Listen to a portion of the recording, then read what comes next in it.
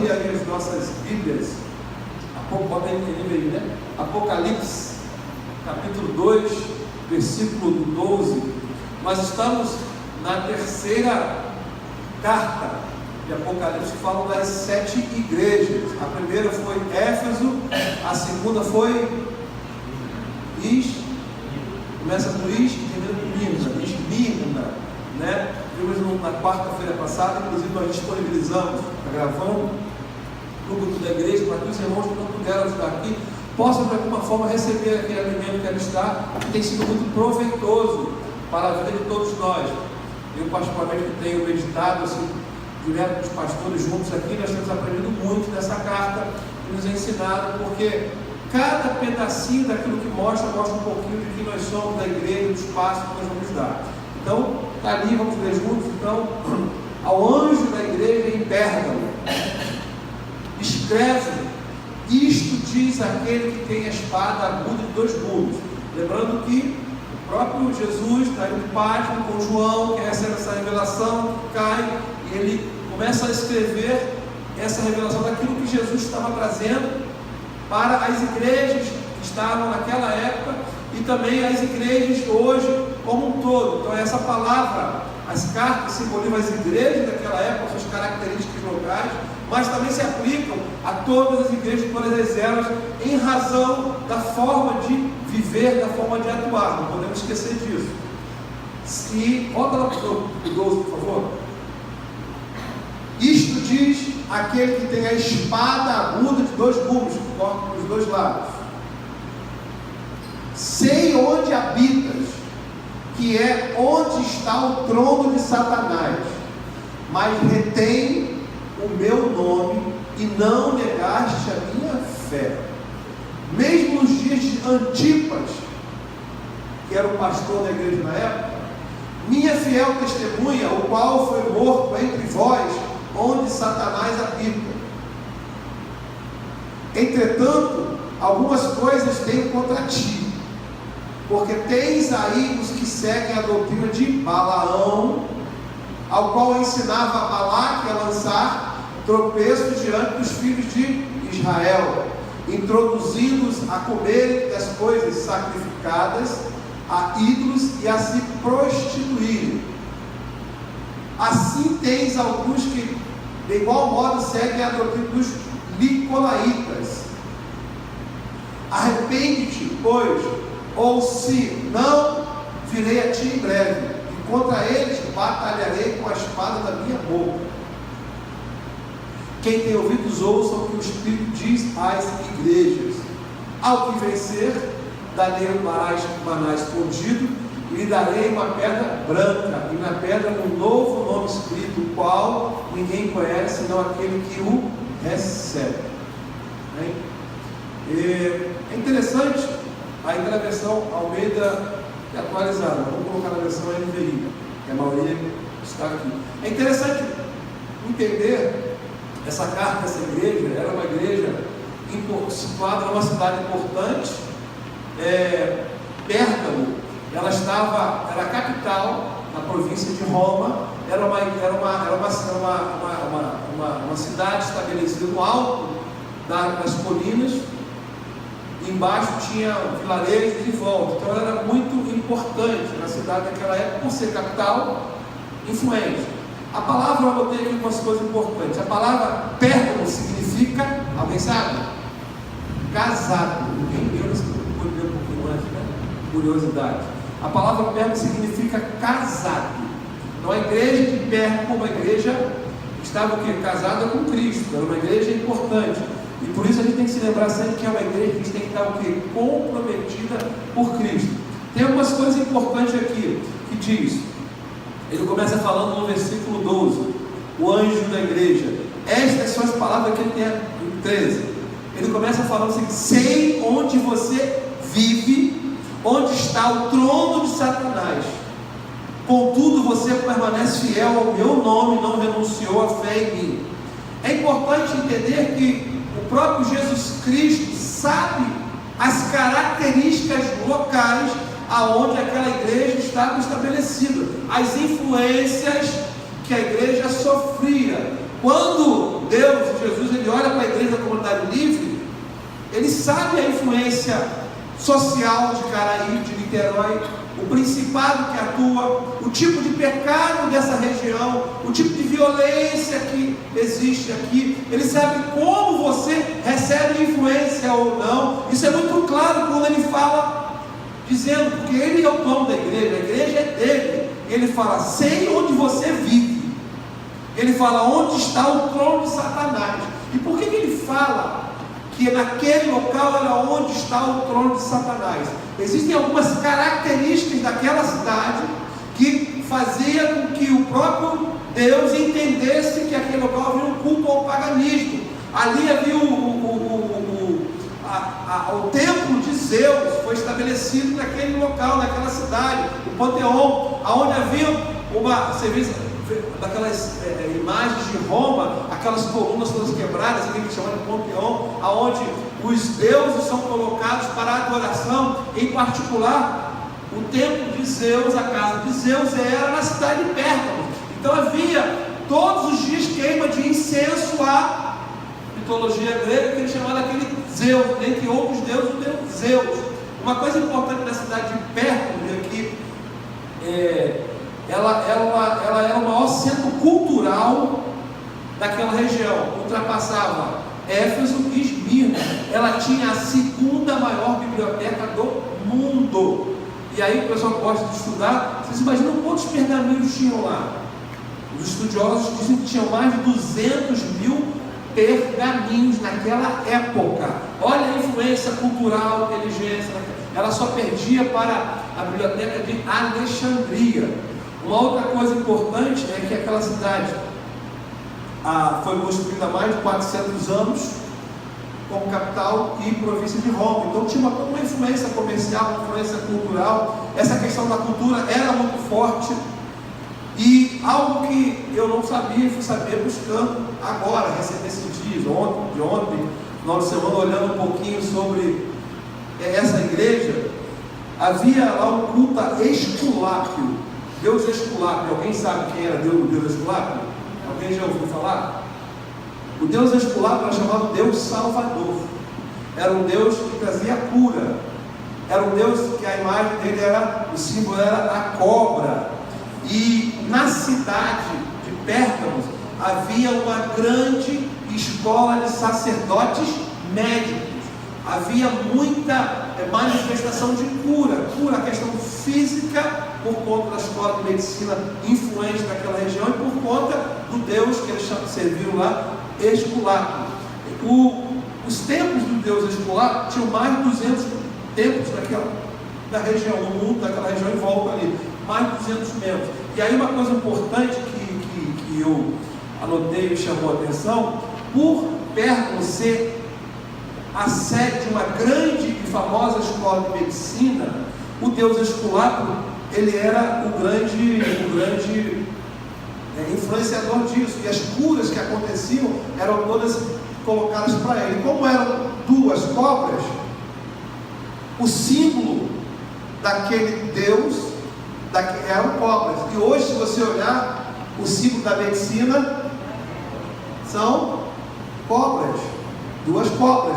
Eu sou médico, estudei medicina, fui sempre vir, e aí me chamou a atenção, meu Deus, olha a influência lá da mitologia grega, do Deus, do paganismo, que veio se interpretando para se colocar Deus. Então você vê lá, dentro do conselho de medicina, as duas cobras que representam, a medicina, a cura, e aí tem várias explicações. A origem está aqui, está na questão do Deus Salvador, que era Esculápio, porque tinha essa escola de medicina lá. Então, olha a influência dessa cidade para aquela região sobre a questão de curas e sinais. Era uma cidade que as pessoas migravam para ela para receber cura. Era uma cidade que, por conta da questão da medicina, por conta dessa questão do sacerdócio, os sinais e curas, que muitas vezes vinham através da ciência, a questão espiritual, elas eram imputadas a esse Deus Esculápio. Ali em Pérgamo foi a primeira cidade onde foi obrigado ao imperador que houvesse culto público de entronização ao imperador. Então foi lá, nessa cidade, aproximadamente 39 a.C., se estabeleceu através do imperador Augusto a obrigatoriedade de você cultuar a César, ao imperador Augusto. Então você tinha que uma vez por ano, todos daquela região de Roma tinham que ir a Pérgamo e lá diante do imperador dizer que César é Deus. Então você tinha que queimar incenso para essa questão da divindade do próprio imperador. Então essa cultura era muito forte, uma igreja estabelecida debaixo dessa questão. Então esse primeiro templo, onde se adorava o imperador vivo, não o imperador morto, foi construído ali. E daí a obrigatoriedade, o decreto que todo mundo tinha que ir lá. Quem não ia ao templo e se curvasse e falasse que César era o rei, ele era tido como inimigo de Roma, e você era um infiel, você seria perseguido e você poderia ser morto porque você não prestava culto ao imperador romano. Então, quando você observa no texto da carta, Deus falando para João, explicando, ele começa a narrar para aquele povo, ele começa a narrar para a igreja, para nós.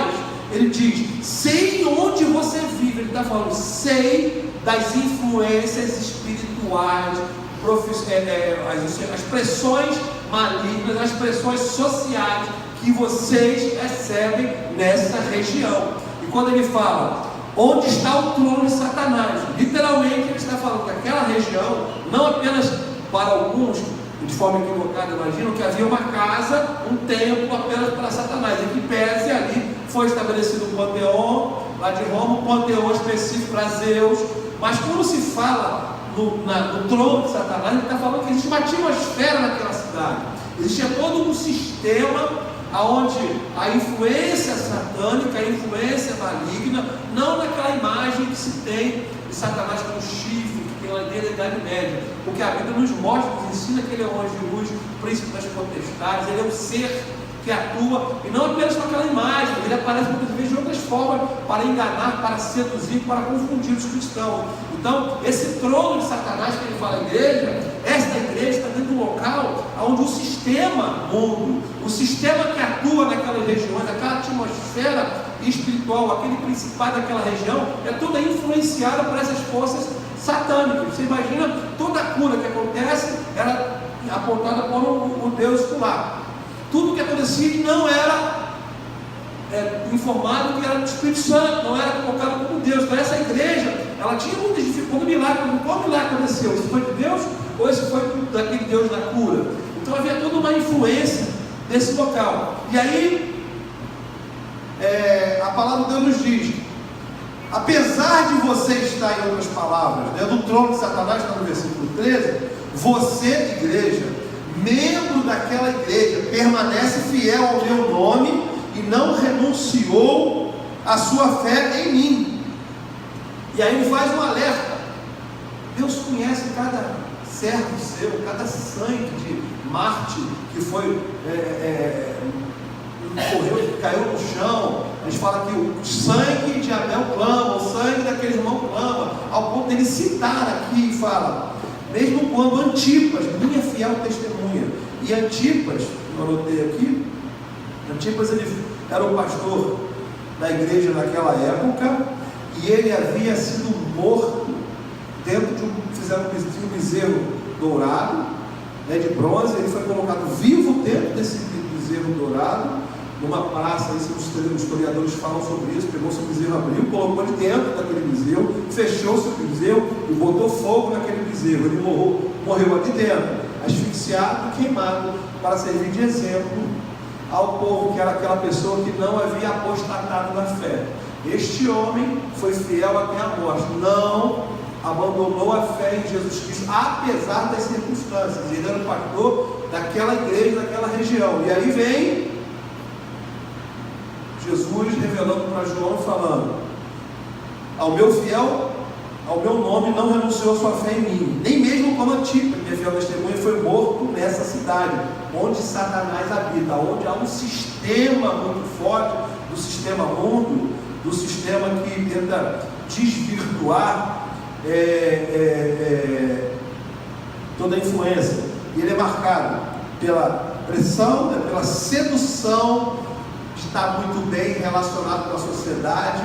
Ele é predominante, existe naquela cidade uma predominante cegueira espiritual. É muito comum as pessoas acharem que está tudo bem, você enxerga, está tudo bem, está tudo tranquilo. Isso tem a ver com o que se fala dos nicolaítas, onde o pecado entra no meio da igreja. Os nicolaítas têm uma cultura, uma doutrina de que tudo pode, nós temos que estar junto com eles, não podemos nos separar, não podemos nos misturar. É o pecado entrando no meio da igreja, é você sendo igual, fazendo tudo que as pessoas de fora fazem, como eles falavam também, aonde você teria que efetivamente não precisava ser diferente das pessoas que não eram cristãs, não precisava. Quanto mais você pecar, mais graça você tem, que é onde superabundou o pecado, superabundou a graça. Então você pode pecar, e não vai ter problema nenhum, porque no final todo mundo é salvo. É uma doutrina que está por aí.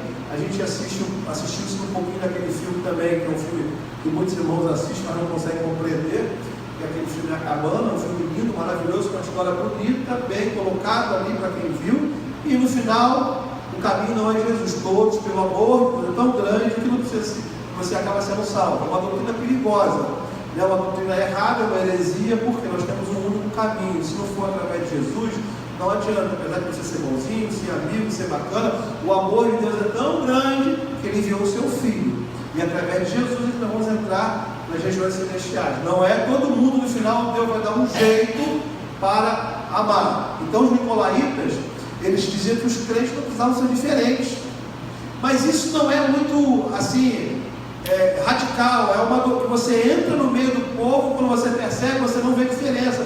O que tem? Qual o problema? Vamos ser igual. Qual o problema? Qual é o problema? Quando você percebe a igreja, tem pessoas que se silenciam. Não vou me preocupar com os irmãos. Isso é uma característica dessa igreja.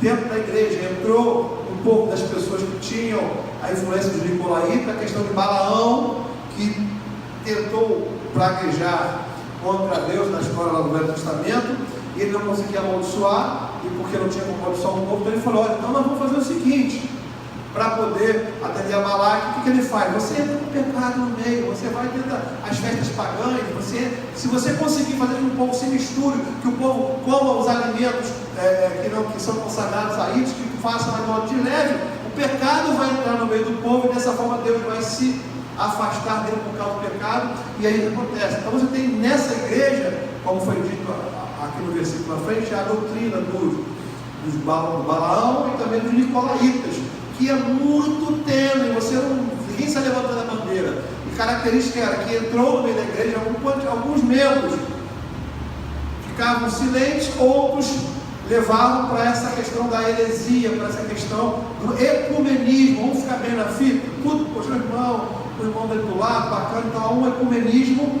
Essa era uma característica doutrinária daquela igreja, ecumenismo e moralidade no meio do povo. E aí por isso que ele vem dizendo: no entanto, tenho contra você. Ele começa a apontar.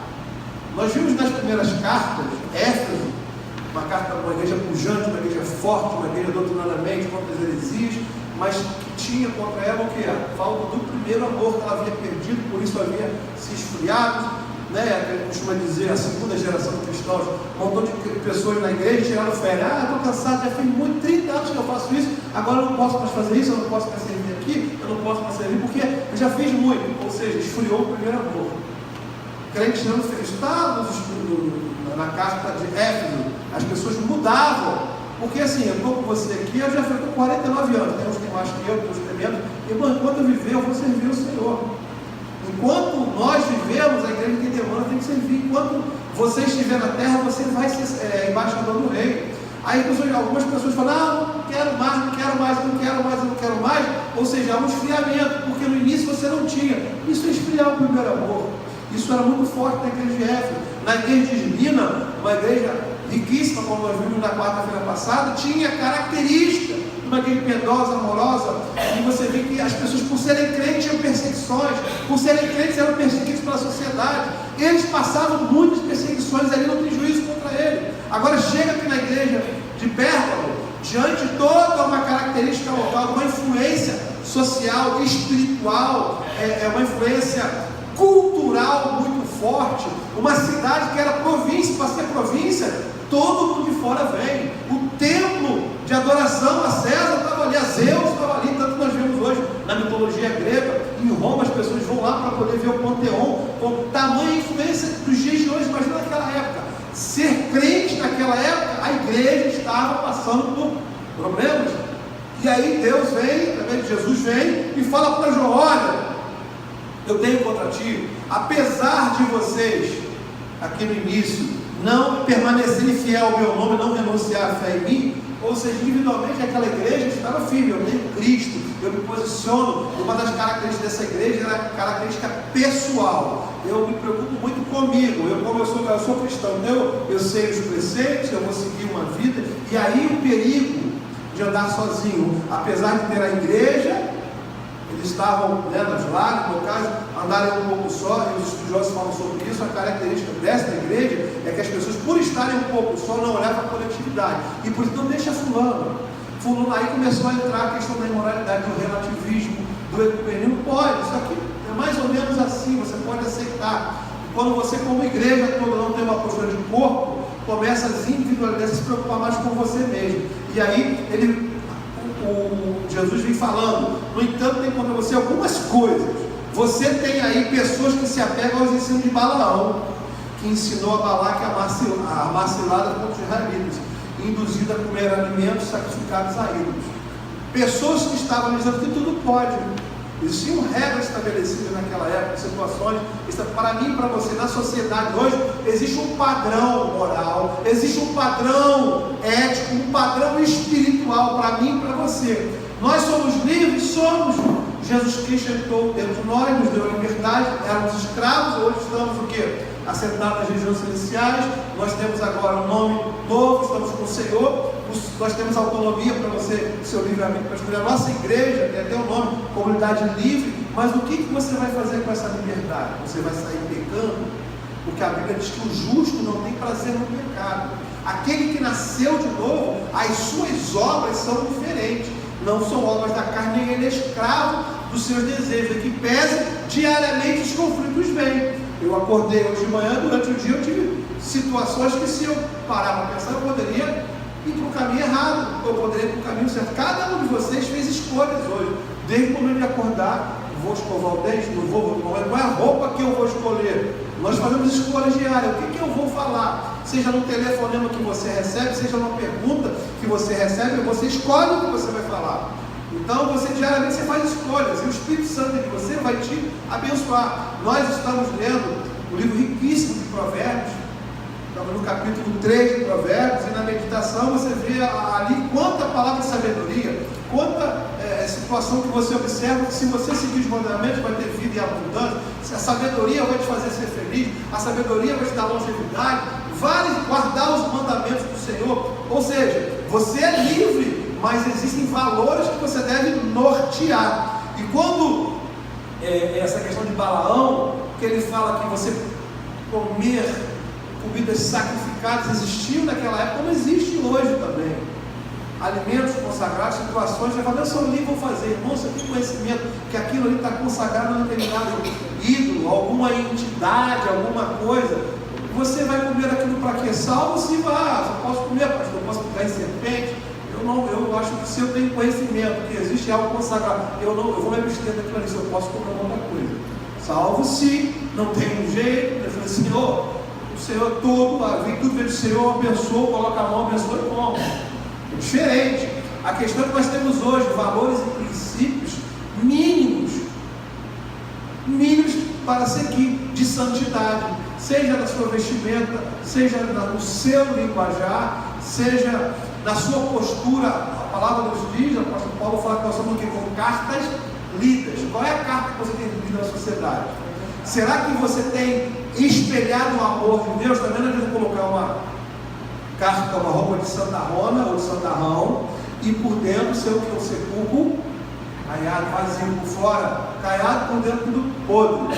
Então não é a roupa, não é a vestimenta, não é aquilo que você apresenta, é o que você está por dentro, a transformação de dentro para fora. Mas a Bíblia nos mostra claramente que aquela igreja tinha influência de Balaão, ou seja, que como a igreja era uma igreja forte, que se mantinha nesse aspecto de salvação, eu conheço, apesar de Zeus, dos templos, do panteão, de vários templos paganistas, nós temos Jesus Cristo. Como então, já que Satanás tentou inclusive amedrontar e pegar o pastor da igreja, um homem fiel, e queimar, morrer queimado lá, para poder o que? Atemorizar as pessoas. Olha só, nós temos o privilégio de servir o Senhor aqui na igreja, em outro local, não temos essa perseguição que acontecia e acontece em alguns países. Ou seja, a perseguição daquela igreja não estava fazendo eles o quê? Apostatar da fé. Porque prenderam.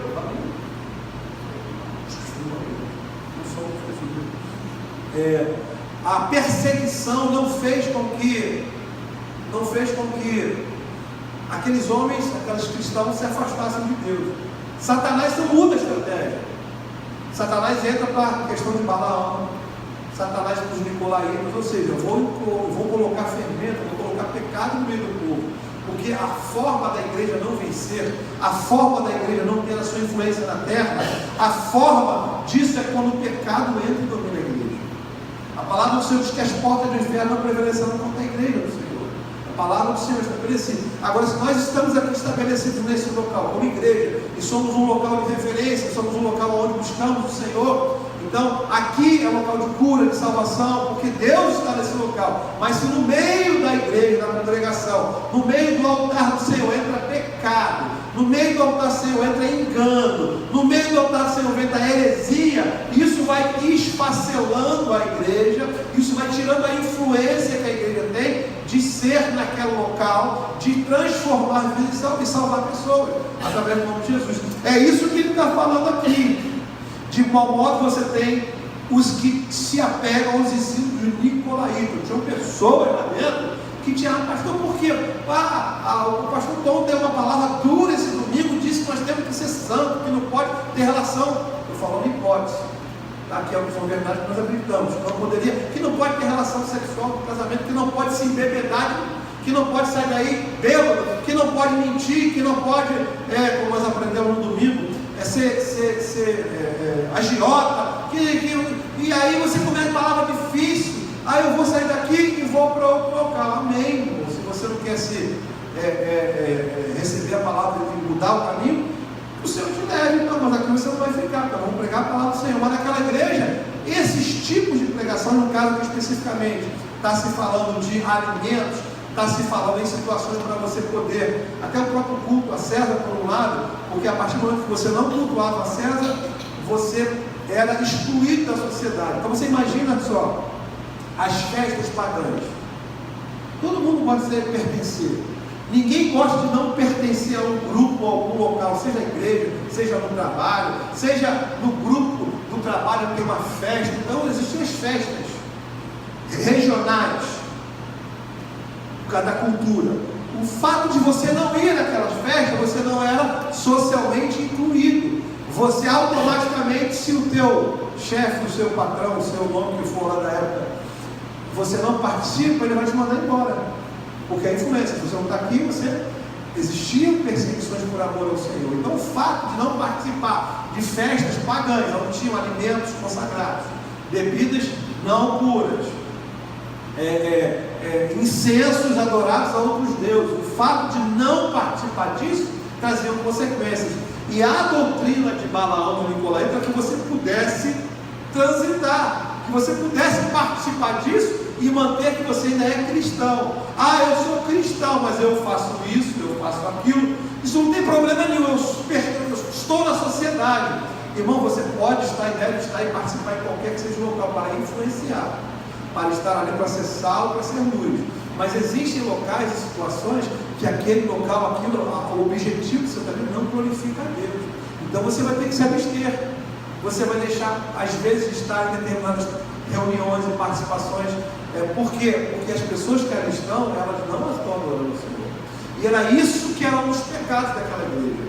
Era esse andar, essa heresia, essa engano doutrinário, e volto a dizer, não é algo às vezes gritante, é o porquê, não tem nada a ver.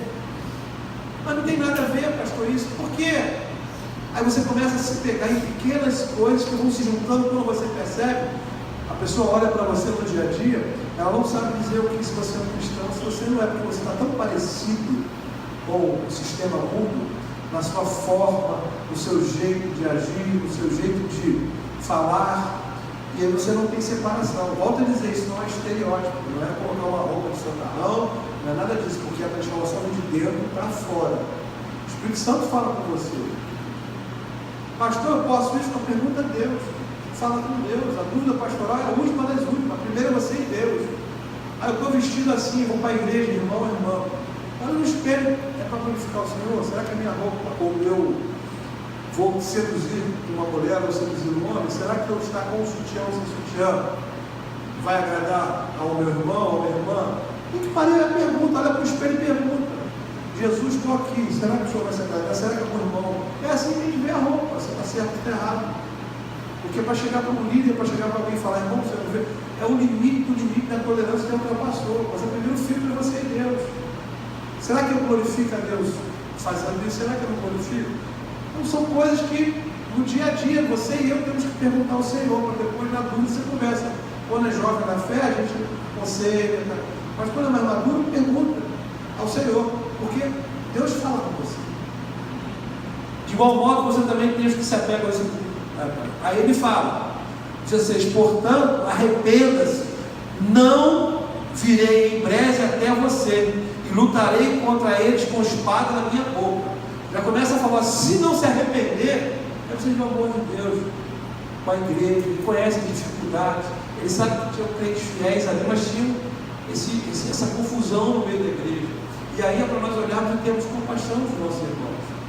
Irmão, não é porque alguém que está no nosso meio aqui tem um tropeço, que você vai, irmão, se alguém tropeçar, vai lá e coloca a capa, cobra, não sai denunciando, botando no Facebook, fulano errou, fulano fez isso, porque às vezes é comum, infelizmente, errado, porque se um dia o irmão cair, o irmão vai lá e cobre, não vem fazer fofoca, vi isso, irmão, se você vê a pessoa, se você puder ajudar, se você não puder, peça ajuda, avise, mas não expõe aquela pessoa, porque amanhã a Bíblia diz que quem está de pé, cuide para que não caia.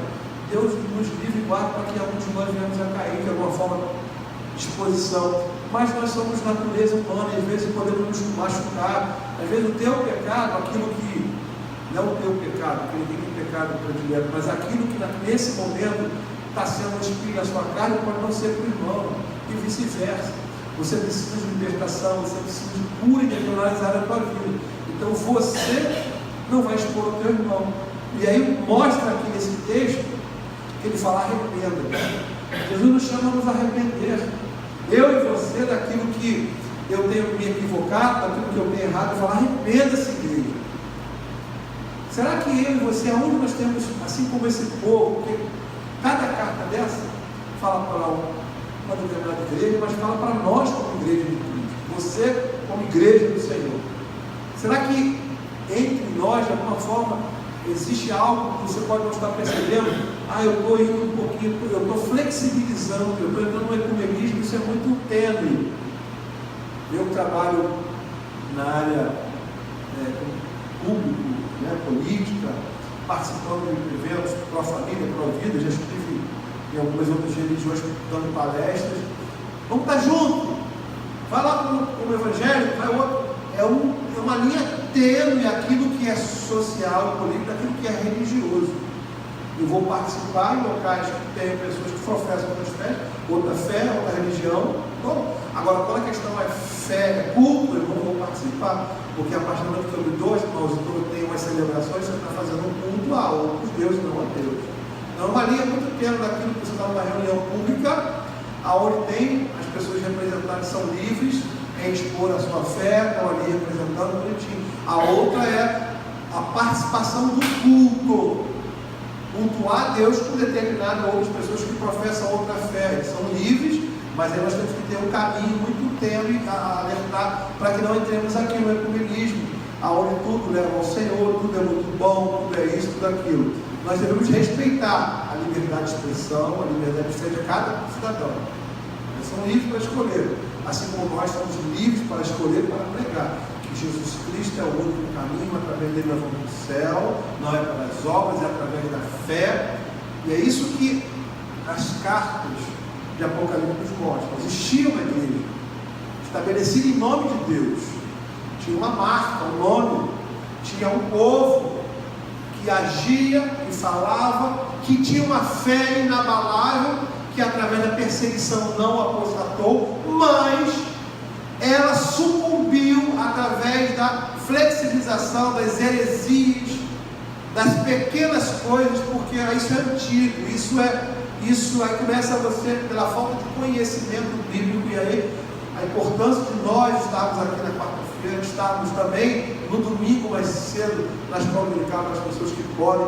Vamos priorizar estudar a Bíblia, priorizar estarmos em comunhão, porque aqui nós crescemos, é aqui que você tira dúvida, é aqui que a gente avança, é aqui que você fundamenta a tua fé, porque do púlpito, se vier alguma coisa errada, você fala: pastor, e aqui, e assim, tá, é onde você tem uma fé, para que essas coisas não entrem, essa igreja estabelecida. Mas então, Deus vem e fala, Jesus vem e fala: arrependa-se, senão virá juízo. Se você, ou aquela pessoa que estiver caminhando dessa forma, flexibilizando os valores, Deus está vendo. É muito importante que eu e você tenhamos em mente que todas as cartas Ele fala: sei as tuas obras, sei o que vocês fazem, porque Ele é o dono da igreja. Então, quando Deus olha para a comunidade livre, Ele sabe de tudo, sabe do meu coração, sabe do coração dos membros, dos pastores, sabe se o que você está, a tua motivação, o que nós estamos passando ou não, aquilo que você não compreende. Ele sabe, em particular, Ele fala: sei das tuas dificuldades. Ele entra nesse caso aqui e começa a falar. E depois que Ele aponta as virtudes, Ele diz: olha, mas tem aí coisa errada. Arrependa-se, mude. Eu e você, quando Deus olha para a gente, Ele quer salvação, Ele não quer juízo. Mas se você não se arrepender, Ele vai vir com juízo.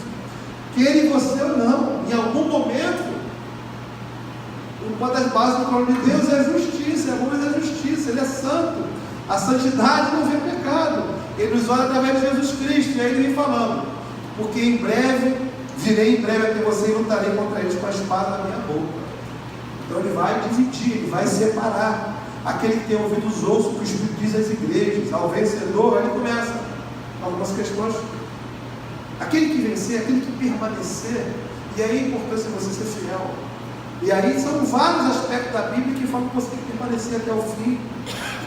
Jesus veio para você ter que permanecer, a salvação, a santificação, para que você não venha se desviar, para você, que você não venha diante essa corrida que é a maratona da nossa vida cristã, você venha por algum motivo se afastar do Senhor, você escolher esse caminho. Ele fala: aquele que tem ouvidos ouça, ao vencedor darei o maná escondido. E aí quando fala maná escondido, vocês lembram que no deserto o maná foi dado pelo próprio Deus para o povo, que era um cereal que vinha do céu. Na Bíblia nos mostra que quando terminou o período do maná, pegou-se o maná e colocou-se dentro da arca da aliança e se guardou com a maná dentro. Existem alguns livros históricos da época, lá dos judeus, que dizem que no Monte Sinai pegou-se, isso aí não está aqui na Bíblia não, tá? No Monte Sinai pegou-se o maná na arca, se escondeu numa fenda, e quando o Messias voltar, escreve dessa forma, aquele maná vai ser revelado, vai dar o pão para o alimento, para o povo de Israel.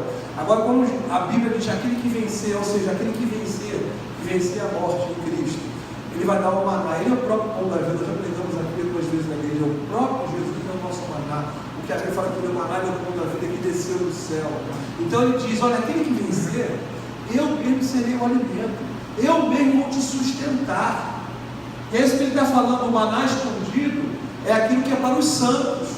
Existe alimento espiritual para aqueles que são do Senhor.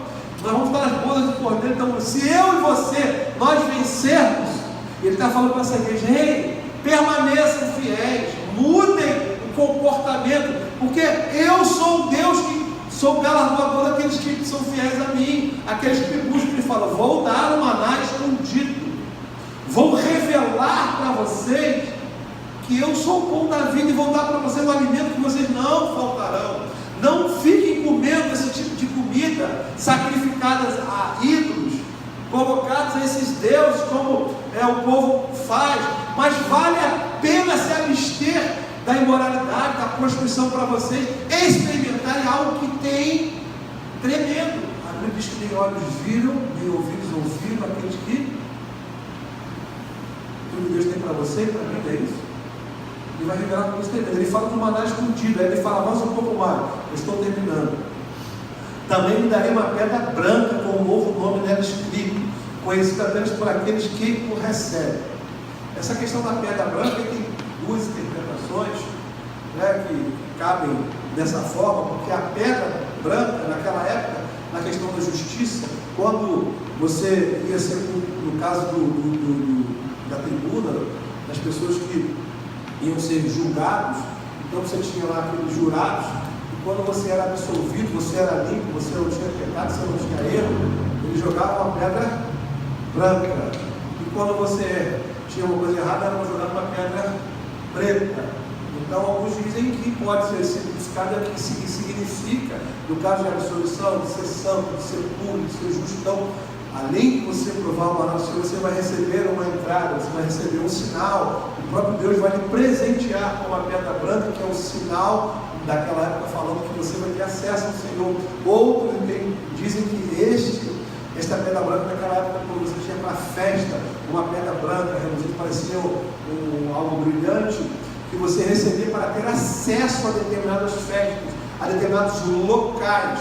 E aí a Bíblia fala aqui, você tem uma pedra branca com um novo nome nela escrito. Então o próprio Deus vai lhe dar acesso, você vai ter um novo nome. E algumas pessoas falam que na verdade seria o próprio Jesus Cristo, o nome de Jesus, que é acesso ao céu. Ou seja, o próprio Deus falando, olha, tem um maná especial, eu sou o pão da vida, converta-se, mude, para que vocês possam receber do Senhor essa questão do maná espiritual, essa questão da bênção do Senhor, e ter acesso às bodas do Cordeiro para estar comigo. Queridos, quando eu paro para olhar essa questão da carta que foi revelada por Deus, eu falo, Senhor, tem misericórdia da minha vida, porque em cada primeira, segunda, terceira, quarta, próxima quarta, a quarta carta é mais longa, maior, com mais observações ainda. Se eu e você nós não pararmos para entender que nós podemos, ao longo da caminhada cristã, ir para o caminho desse, porque a igreja foi estabelecida no primeiro amor, a igreja foi estabelecida em várias regiões com influência. Cada carta, cada local tem uma influência. Nós falamos aqui na primeira ministração da igreja de Éfeso, a cada local um principado, há uma influência, algo que acontece. Então aqui a igreja de Caraí é diferente da influência da cultura da igreja de São Gonçalo, ou de São Paulo, ou de Minas. São questões, são crentes, mas a influência, aquilo que lhes acontece é diferente. E aí, se você parar, se você já andou em alguns locais, você vai ver que você às vezes vai para um local ou outro, é diferente aquela cidade, como o povo se relaciona, como a própria igreja local se relaciona à cultura cristã. Nós não podemos perder o primeiro amor, a santidade e pregar o amor de Cristo. Não podemos abrir mão da doutrina santa do Senhor Jesus Cristo. Ah, pastor, está desanimado, a igreja não tem isso, não tem aquilo, queridos. Pode não ter nada, querido. O simples fato de nós sermos livres para adorar o Senhor era o motivo de estarmos juntos. É tão bom quando chegou aqui no primeiro grupo. Tem algumas pessoas ali, eu cheguei, aí eu vi um irmão conversando com o outro, bate-papo, um cafezinho ali, o irmão Sérgio já olhando a mão, assim você vê o corpo de Cristo funcionando, você vê as pessoas não querendo ir embora após o culto, a alegria. Isso é algo que muitas igrejas perderam. É algo que quando acaba o culto, as pessoas vão embora, vão secular, vão chorar, não tem prazer em ficar um tempo em comunhão, além do tempo de convivência. Nós não podemos perder essa essência de estarmos juntos e querermos estarmos aqui. Aqui não tinha nada antes. O Senhor nos deu esse local para nos reunirmos.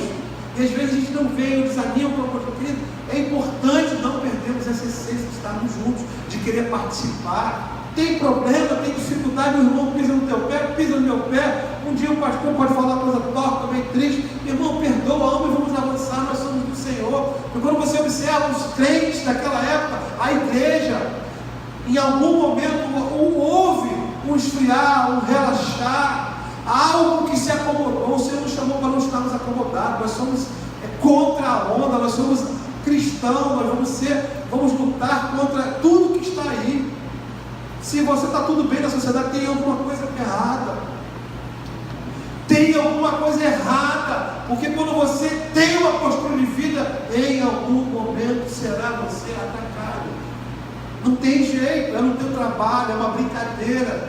Não adianta, tu não vai sair do seu trabalho na sexta-feira e vai parar no bar e vai ficar enchendo a cara, bebendo, falando de namoro, de sexo, não sei o quê. Isso não é vida de cristão, irmão. Isso não é vida de cristão. Estou falando para quem está ouvindo, para quem está... Isso não é comportamento cristão. É bom se relacionar, é bom ter encontros de amigos, mas você ficar no local enchendo a cara com bebida, depois fica meio tonto, começa a olhar para a mulher de forma diferente, para o homem também de forma diferente. Algumas pessoas vão se prostituem e depois domingo na igreja. E isso não é comportamento de quem nasceu de novo. Quem nasceu de novo tem forma de vida diferente, tem prazer em buscar quem está do seu, tem prazer em ler a Bíblia, prazer em se relacionar, prazer em estar junto, prazer em ir para a festa, ir para a praia, fazer tudo, mas de uma outra visão. Então nós temos que ter a essência do Senhor. Jesus está voltando, irmão. Jesus está voltando. Não tem se pregado isso. Jesus, nós colocamos no grupo da igreja, o vídeo, a Cris, o vídeo inicial, depois ela colocou a mensagem no link todo. Quem não viu, sugiro que procure aí, acha. Uma pessoa que teve um falecimento para cardíaco por tantos minutos e voltou lá no sistema brasileiro. E ele testemunha assim como o outro. A gente está vendo um sinal daquilo que a Bíblia fala. Ele teve um encontro diferente com Deus. Ele conseguiu ver uma dimensão espiritual que Paulo teve. Essa dimensão e diz: olha, eu estive lá, eu vi coisas inefáveis, inarráveis, mas eu não vou falar, porque não é o homem. Hoje nós temos visto pessoas falar que viu um montão de coisas, culpa a si mesmo. Paulo tinha todo o motivo de falar tudo e não falou nada. Ele falou: ele tem um espinho na carne que me machuca, mas quando eu sou fraco, aí que estou forte. A gente viu um testemunho desse ali que acabou que esqueceu. O cara estava morto, passou por um momento e teve uma... como é que foi? Será que... Irmão, você vê nitidamente a pessoa voltando, aquele grito, aquele choro, aquela forma. Ele viu algo que você não viu, que eu não vi, não te creia. Creia que Jesus realmente existe. Creia que existe algo sobrenatural. Não é fácil viver com as dificuldades, desânimo, mas é importante termos juntos. A igreja no Brasil está aberta. A nossa igreja está aberta para receber você e outros irmãos. É tão bom, a gente vai vendo o povo chegando, os pastores orando, buscando o Senhor. É tão bom estarmos juntos, com todas as dificuldades, todo meio de trabalho, estamos aqui, mas vale a pena servir o Senhor. Amém? Tem alguma dúvida? Nós estamos nessas quartas-feiras, são 7 igrejas. A gente vai um pouco mais dessa forma abordando, mas é importante que vocês tenham o conhecimento da palavra. É importante que você se encaixe e veja onde que eu preciso mudar. Será que eu estou com meus olhos fitos em coisas erradas? Minha mão, meu pé? Se está, irmão, o Senhor tem misericórdia. O Senhor tem misericórdia, eu não consigo vencer. Se não consegue vencer sozinho, chame o pastor, a pastora, abra o teu coração, peça ajuda, não é vergonha para ninguém. Nós não estamos para ajudar você. Nós estamos aqui para ser um pai espiritual, um amigo, um conselheiro e orar contigo. Está difícil, pastor, eu não consigo vencer o vício do roubo. Não consigo ver um dinheirinho que eu meto a mão. Irmão, não tem vergonha não. Vergonha é ser preso no jornal, alguém filmar a câmera escura e pegar você lá roubando, e aí vai ser pior, porque você pode se arrepender, mas vai se arrepender na cadeia e vai pagar as consequências. Eu estou citando isso em diversos outros casos. Pastor, eu não consigo deixar de mentir, eu gosto de mentirinha, igual a pimenta, eu boto, eu falo na minha língua, eu não sei, eu minto mesmo. Irmão, procura. Pastor, eu estou com esse problema, pastor, me ajuda. Sozinho eu não consigo. Quando você não consegue sozinho, é uma hora você buscar ajuda. Mas não sai falar para todos os irmãos, não, você vai cansado, aí fica difícil, aí tem outro tipo de fofoca, aí começa a falar, aí tem outro problema. Mas nós estamos aqui como igreja, para amar vocês, aprender com vocês. Vamos estar juntos. As quartas-feiras é tão importante com vocês. Cada pastor está aqui para se dedicar, para amar vocês. Então é muito bom, eu tenho aprendido muito com o estudo, tenho aprendido com vocês. Todos nós estamos aqui, eu queria chamar o pastor Tom para orar pela gente. Sexta-feira temos célula. A gente vai botar no grupo da igreja. Se você, eu não sei se todos estão aqui no grupo da igreja, mas quem não tiver, por favor, seu telefone, seu WhatsApp, para poder colocar e responder informações ali. Alguém quer falar alguma coisa específica? Pastora Priscila, pastor Tom. Amém, glória a Deus. Vamos ficar de pé. Glória a Deus por mais uma palavra abençoada. Cada carta para cada igreja é uma exortação, um chamado do Senhor. Todos, na verdade, voltam ao arrependimento. Quando nós nos achegamos ao Senhor, quando nos convertemos a Ele, a primeira coisa é o arrependimento do pecado. Porque o pecado que nos afasta do Senhor, que nos afastou, nos manteve muito tempo afastados, mas o Senhor Jesus, Ele morreu, Ele pagou por esse pecado, e Ele falou para que nós nos arrependêssemos, e através dele nós seríamos ligados ao Pai novamente. Nesse momento, feche seus olhos. Feche seus olhos, sonda o teu coração, sonde o teu modo de viver. Que o Espírito Santo nessa hora traga, se há algum pecado oculto, algum pecado esquecido, não confessado. Espírito Santo de Deus, nesse momento, sonda o coração de cada um. Nós clamamos a tua luz, Senhor, não temos vergonha. Nós nos colocamos vulneráveis nesse momento para o Senhor, porque nós queremos agradar o teu coração. E se há algum pecado em nós, Senhor, algo que te desagrada, alguma conduta nossa, Senhor, que não agrada o Senhor, que vai contra os teus valores, os teus princípios, os princípios do reino de Deus, e nesse momento, Senhor, o Espírito Santo, que é o Espírito Santo que convence do pecado, da justiça e do juízo, que nesse momento Ele traga a nossa memória aquelas atitudes, aqueles pensamentos ou aqueles sentimentos que não agradam ao Senhor. E se por acaso você tem tido dificuldade em vencer, em se livrar disso, peça ajuda ao Senhor agora, em primeiro lugar. Nesse momento é você e o Senhor. Ele é fiel, Ele é justo, Ele é rico em misericórdia. Mas você precisa arrepender. Sem arrependimento, não dá. Pai, em nome de Jesus, nesse momento, colocando nossas vidas, Senhor, diante do teu altar, aos pés da cruz, Senhor. Porque a cruz é um lugar de morte, é um lugar de renúncia, é um lugar de arrependimento. E nós declaramos agora, nós clamamos, Senhor, arrependimento, Deus, sobre essa igreja, sobre cada pessoa que está aqui, Senhor, sobre cada membro dessa igreja que hoje não pôde estar aqui também, que o Senhor visite, Senhor, cada membro da comunidade livre, Senhor, que a igreja que o Senhor estabeleceu nesse endereço aqui, que o Espírito do arrependimento venha sobre cada um, Senhor. Não importa se é um pecado, entre aspas, grande ou um pecado, entre aspas, pequeno para a sociedade. Pecado é tudo aquilo que não agrada ao Senhor. E se você tem ciência do pecado, se você não é mais ignorante, você deve se arrepender. Pai, em nome de Jesus, nós colocamos agora nossos pecados, Senhor, diante do Senhor. Clamamos agora pelo teu perdão, Senhor. Pelo teu perdão, Senhor. Pelo arrependimento, Senhor, das nossas más obras, Senhor. Das nossas más condutas, Senhor. Assim como o povo de Pérgamo, Deus, alguns diziam, não tem nada a ver, alguns diziam, não tem problema não.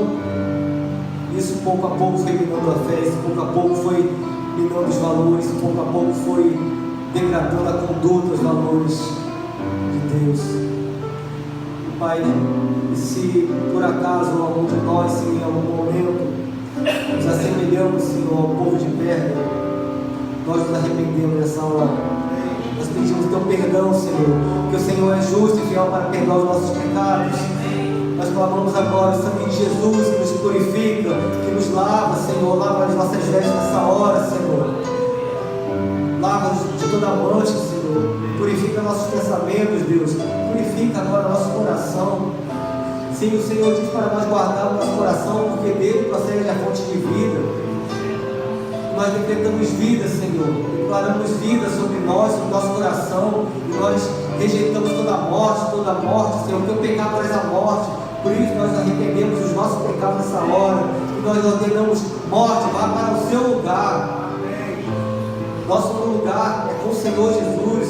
O Senhor Jesus é o caminho, a verdade e a vida. Ninguém vem ao Pai, ninguém vai ao Pai a não ser por Ele.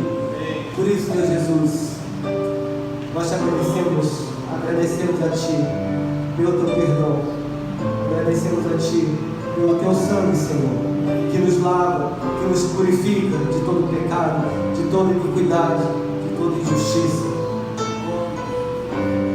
E se algum de nós, Senhor, ainda precisa de ajuda, que o Senhor nesse momento começa a trazer a memória de cada um, aquela pessoa ao qual o irmão deve se abrir, confessar os pecados para que sejam sarados, que não seja para qualquer um, mas que o Senhor nesse momento traga a pessoa que Ele quiser, essa pessoa que será a pessoa ideal nesse momento, para que você seja edificado, para que você seja sarado, para que você seja fortalecido. Em nome de Jesus, Pai, obrigado por esse corpo, Senhor, obrigado pela vida de cada irmão aqui.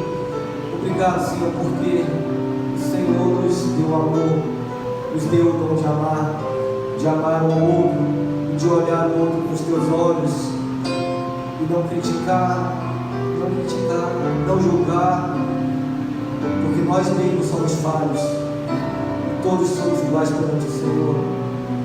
Que o nosso olhar, Senhor, seja sempre de misericórdia e de compaixão para com o nosso irmão quando ele errar, quando ele cair, e que nossa primeira atitude seja de orar por ele, de ter compaixão por ele, de ajudá-lo a levantar e não a criticar, não a julgar.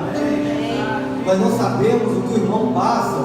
Às vezes o irmão ele pode passar uma aparência, um sorriso tão bonito, mas só o Senhor sabe o quanto ele pode estar sofrendo, o quanto ele pode estar pecando, não conseguir se livrar do pecado. Por isso não julguemos, juiz é o Senhor. Pai, nos enche com a tua misericórdia, nos enche com a tua compaixão, Senhor. Assim como temos compaixão daquelas pessoas que passam fome, das pessoas que vivem na rua, tenhamos compaixão, Senhor, daqueles que um dia caíram, e aqueles que um dia, porventura, virão a cair. Que nós não afundemos mais essa pessoa no seu pecado, mas que ajudemos ela a sair do lamaçal de pecado. Em nome de Jesus. Em nome de Jesus.